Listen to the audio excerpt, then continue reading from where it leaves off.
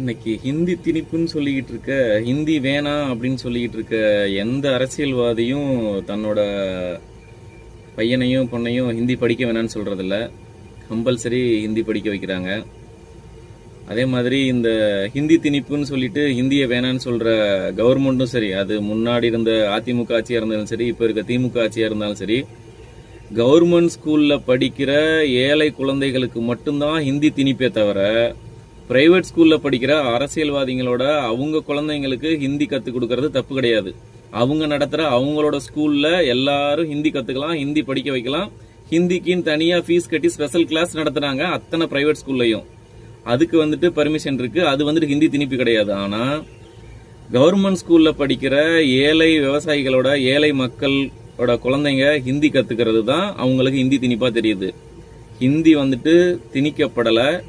ஹிந்தியையும் கத்துக்கங்கன்னு மட்டும்தான் சொல்றாங்களே தவிர, நீங்க ஹிந்தியை கத்துக்கிட்டு தமிழை விட்டுருங்கன்னு யாருமே சொல்லல.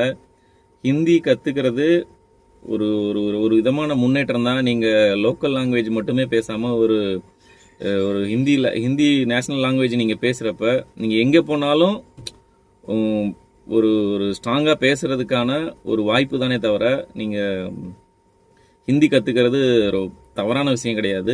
ஹிந்தியும் கத்துக்கங்க, அவ்வளவுதான். அதுக்காக தமிழ் இல்லாம நீங்க ஹிந்தி மட்டும்தான் கத்துக்கணுங்கிறது இல்ல, ஹிந்தியும் கத்துக்கங்க.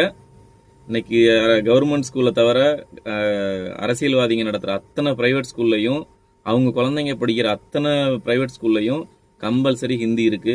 ஆனா கவர்மெண்ட் ஸ்கூல்ல மட்டும்தான் ஹிந்தி கொண்டு வரக்கூடாதுன்னு சொல்லிட்டு இந்த அரசாங்கம் இவ்வளோ போராடிட்டு இருக்காங்க. ஸோ மக்களே, ரொம்ப தெளிவா இருங்க. ஃபியூச்சர் ரொம்ப கடுமையா இருக்கும். தெளிவா இருங்க, உழைச்சிக்கங்க.